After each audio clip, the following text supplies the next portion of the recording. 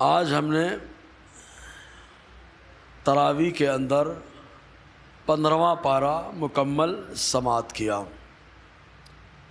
15ویں پارے کے اندر سورہ بنی اسرائیل اور اس کو سورہ اسراء بھی کہا جاتا ہے، اس کو ہم نے سماعت کیا، اور سورہ کہف کو تقریباً آدھا سماعت کیا۔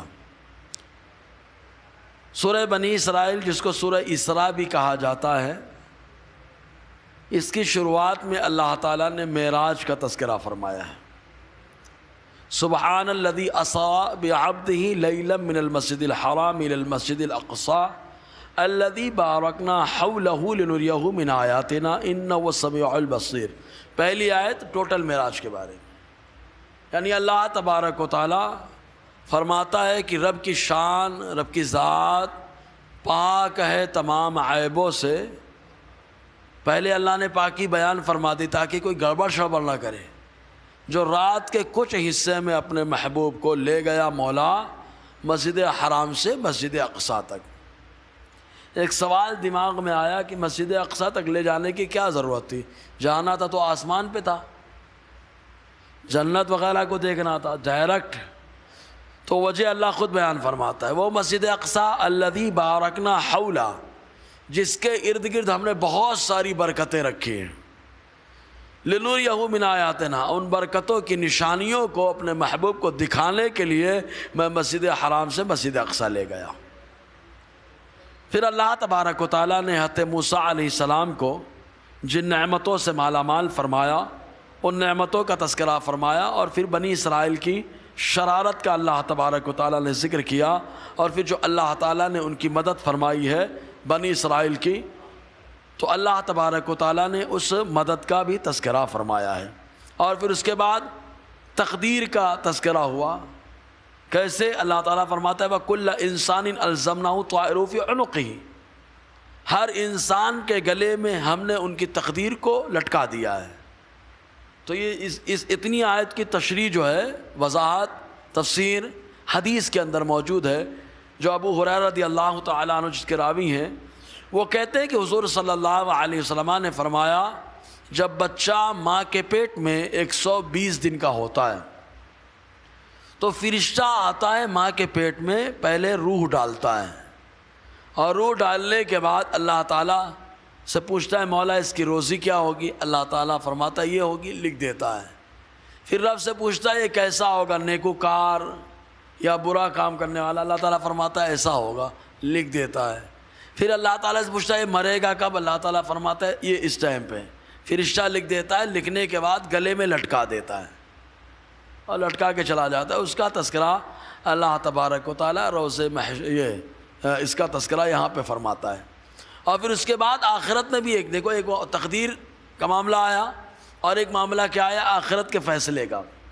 آخرت میں بھی آدمی کے صحیفہ اعمال دیے جائیں گے، کسی کے دائیں میں، کسی کے بائیں میں، اور کسی کے پیٹ کو توڑ، ہاتھ کو پیٹ سے ڈالا جائے گا، پیٹ سے نکال کے اس کے اعمال نامے دیے جائیں گے، اور کہا جائے گا اقرا کتابک، پڑھو اپنی کتاب کو، آج تمہارا نوشتہ تمہارے خلاف گواہی دینے کے لیے کافی ہے۔ پھر اس کے بعد اب چونکہ گواہی ہوگی تو اب کوئی یہ بولے کہ ارے میں نے نہیں کیا تھا، یہ تو انہوں نے کیا تھا، میرے اوپر ڈال دیا تھا، انہوں نے کیا تھا، میرے اوپر ڈال دیا تھا، تو اللہ تعالیٰ فرماتا ہے یہ بہانہ وہاں نہیں چلے گا۔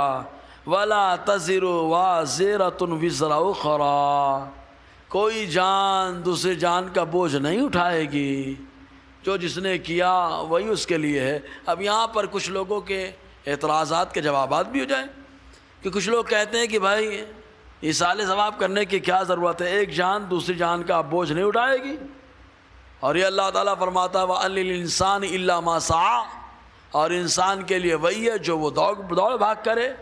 تو بولے جو وہ خود کرے گا وہی ہوگا، دوسرے کے کرنے سے کچھ نہیں ہوگا۔ تو تفسیر قرآن کی آیت کو سمجھنا ہے تو حدیثوں کی روشنی میں سمجھ پائیں گے۔ تو مطلب کیا ہے اس کا؟ لوگوں نے غلط نکالا، لیکن اصل مطلب اس کا یہ ہوتا ہے آدمی کو اپنے عمل پہ ہی بھروسہ کرنا چاہیے، دوسرا عمل نہیں کرے گی نہ کرے ایصال ثواب۔ اس کو اللہ تعالیٰ نے فرمایا کہ آدمی کے لیے وہی جو دوڑ بھاگ کرے، اسی پہ بھروسہ کرے خالی وہ۔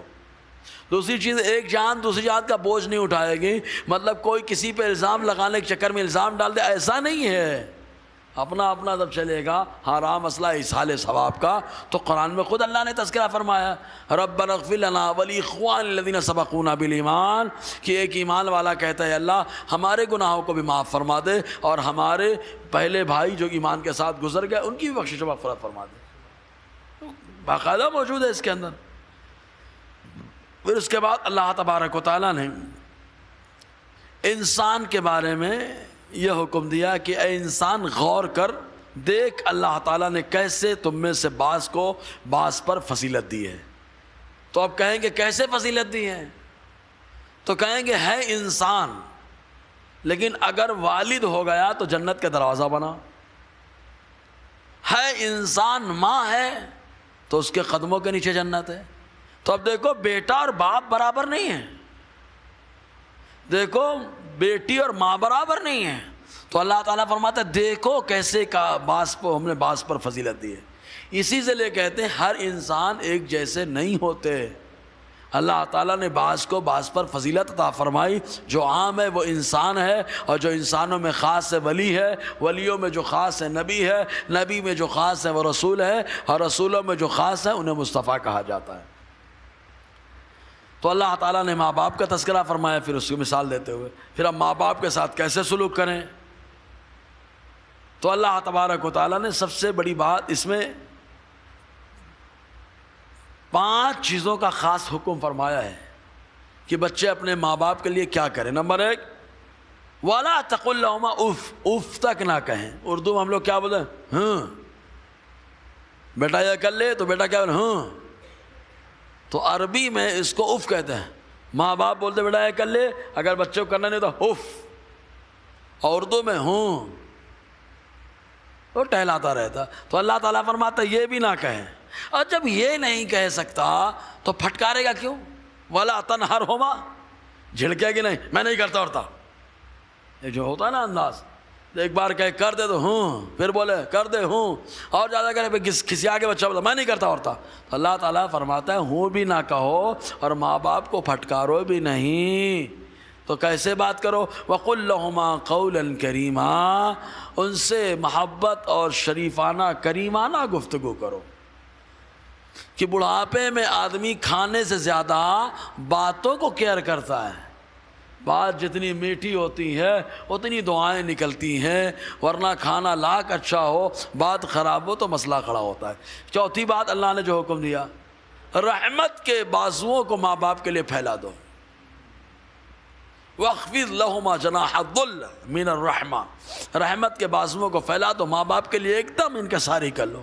5ویں بات، سب کے لیے دعا ہر کوئی کر لیتا ہے لیکن ماں باپ کے لیے بھی دعا کرو، وَقُرْ رب ارحمہما کما ربیانی صغیرا، کہو اے اللہ میرے ماں باپ کا رحم فرما، ان لوگوں نے بچپن میں جیسی میری تربیت فرمائی، جیسی بچپن میں تربیت فرمائی۔ تو یہ جملہ بتا رہا ہے کہ تربیت ہی دعا کا باعث ہے، اگر بچپن میں تربیت ہی نہیں کرائیں گے تو۔ اب یہیں پہ ایک بڑی بات، بہت اہم چیز، ماں باپ کو خرچہ بھی ہم لوگ دیتے ہیں نا، تو ہم لوگ دیتے ہیں اپنے ہاتھ سے، ایسا نہ کریں۔ امی ابو کو جو بھی سامان دینا ہے بچوں سے دلوایا جائے، بولو جاؤ ہاتھ چوم کر کے دے دو، جاؤ ہاتھ چوم کر کے دے دو۔ کیا ہوگا معلوم؟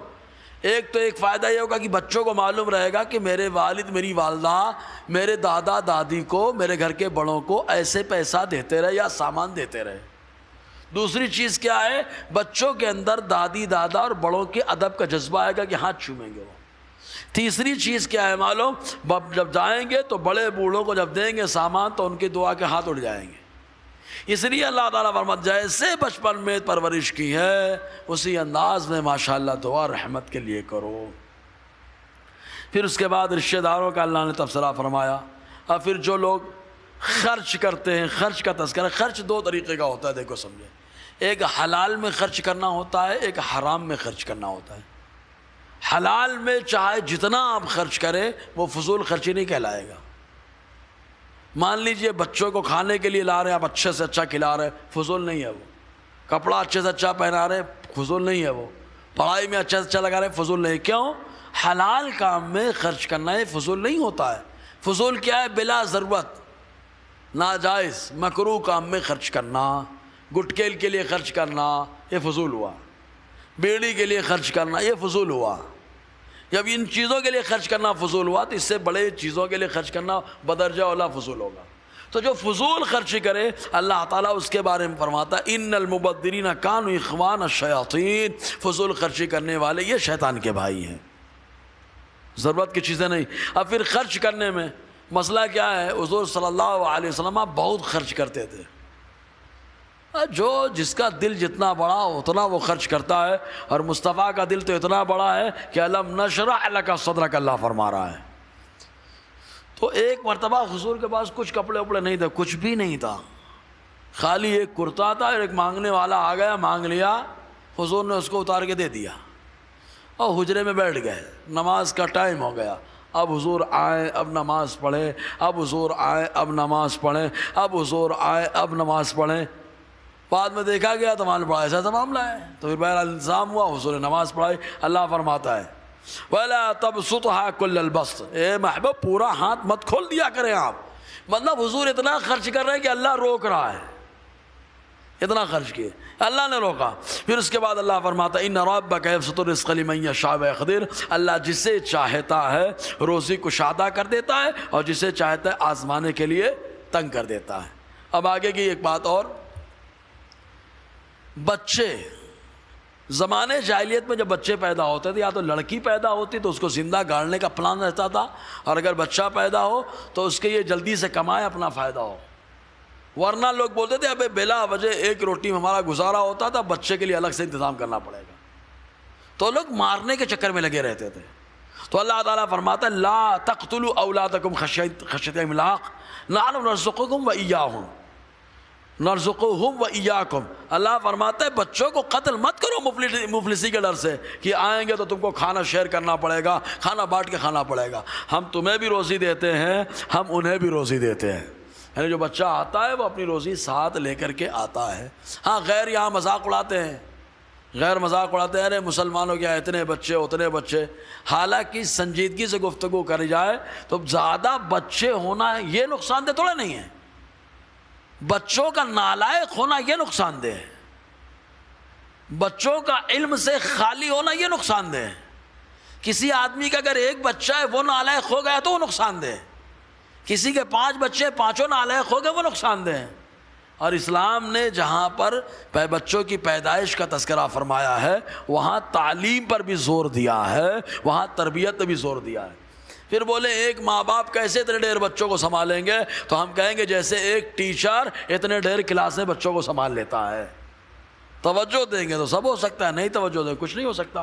تو اللہ تعالیٰ نے ان کا تذکرہ فرمایا، پھر اس کے بعد بھی اور کئی چیزوں کا تذکرہ رہا، قرآن مقدس کی تلاوت کا تذکرہ رہا، پھر وہی کفار مکہ کی اعتراض کے مرنے کے بعد کیسے زندہ ہوں گے اس کا تذکرہ رہا، اور اللہ تعالیٰ نے کئی چیزوں کا تذکرہ فرمایا۔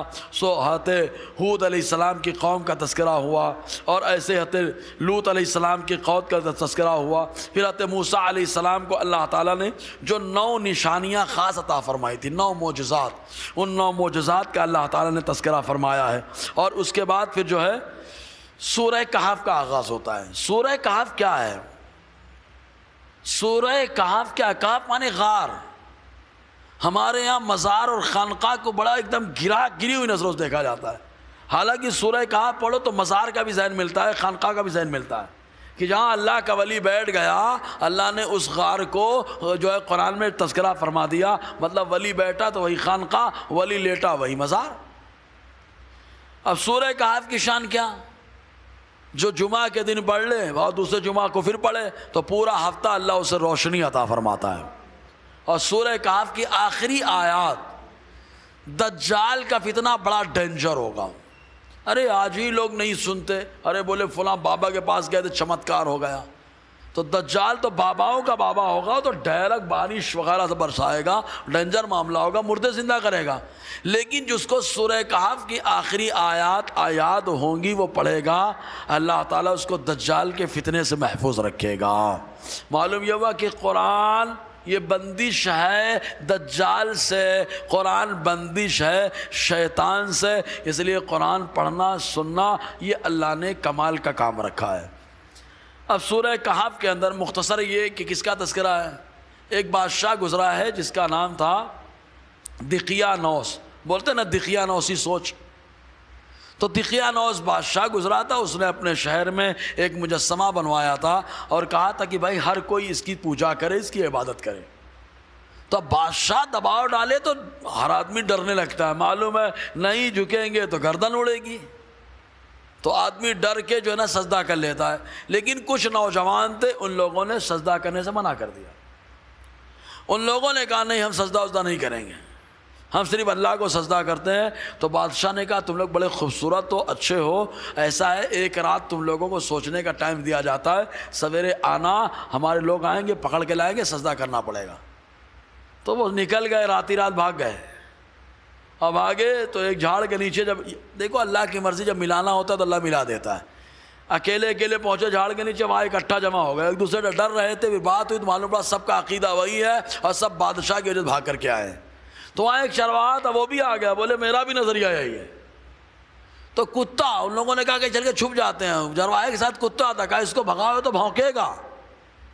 تو تفسیر روح البیان کے اندر آیا کہ اللہ نے کتے کو بولنے کی صلاحیت دی. اس نے کہا کہ میں بھونکوں گا نہیں، میں آپ کے ساتھ رہنا چاہتا ہوں. بہرحال تو وہ لوگ غار میں گئے اور غار میں جانے کے بعد وہاں پر لیٹے تو لیٹے ہی رہ گئے، سوتے ہی رہ گئے اور لمبے ٹائم پہ سوئے. اور بادشاہ دقیانوس مر گیا، بہت سارا لمبا زمانہ گزر گیا. ایک دوسرا بادشاہ آیا، اس کا نام تھا بیدرس.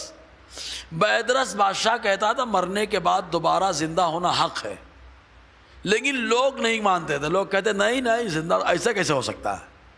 تو بیچارہ دن میں حکومت کرتا اور رات میں اللہ کی بارگاہ میں دعا کرتا، اے اللہ کوئی نشانی بتا دے، کوئی نشانی بتا دے. اس کی دعا اللہ نے قبول کر لی اور اصحاب کہف کو غار میں دوبارہ زندہ فرمایا. حالانکہ وہ زندہ ہی رہے. اللہ فرماتا ہے ہم ان کو کروٹ بدلواتے ہیں، دائیں بائیں دائیں بائیں کروٹ بدل. تو وہ لوگ اٹھ کے کھڑے ہوئے، آپس میں بات کی کتنا ٹھہرے کیا ٹھہرے. آخر میں فیصلہ وہ اللہ ہی جانے کتنا ٹھہرے. پہلے ایسا کرو ایک زمانے سے ٹھہرے، بھوک لگی ہے، کھانا کھایا جائے. کہا روٹی منگاؤ، ایک آدمی کو بھیج کر کے. روٹی منگانے کے لیے گیا، وہاں روپیہ دینے کی بات آئی، پیسہ، تو دقیانوسی سکہ دیا. ارے یہ تو بہت پرانا سکہ ہے، لگتا ہے ان کے ہاتھ خزانہ لگ گیا ہے. تو نان بھائی چاپلوس تھا، خبر پہنچا دیا بادشاہ بیدرس کو کہ ایسے ایسے لوگ ہیں، ان کے پاس دقیانوسی سکہ ہے. تو بادشاہ آیا، پکڑا، باتیں کی. بات کرنے کے بعد اس نے کہا میں میرے اللہ سے دعا کرتا تھا، میرے اللہ نے میری دعا کو سن لیا ہے، سبحان اللہ، اور تم لوگوں کو نشانی کے طور پہ ظاہر کیا. وہ کھانا نہ کھلایا. اس کے بعد غار پہ گئے سب لوگ. تو بادشاہ نے کہا اگر آپ لوگ کہو تو تابوت بنا دو، اس میں آپ لوگ کے لیٹنے کا انتظام ہو جائے. ان لوگوں نے کہا نہیں، اللہ بہترین حفاظت کرنے والا ہے، ہم زمین پہ ہی لیٹیں گے. زمین پہ لوگ لیٹ گئے، سو گئے. بادشاہ نے دیوار اٹھا دی اور اس کے بعد وہاں پر مسجد بنا دی. یہ اصحاب کہف کا مختصر سا واقعہ. پھر اس کے بعد موسیٰ علیہ السلام جو ملاقات کے لیے چلے تو چونکہ 15ویں پارے کے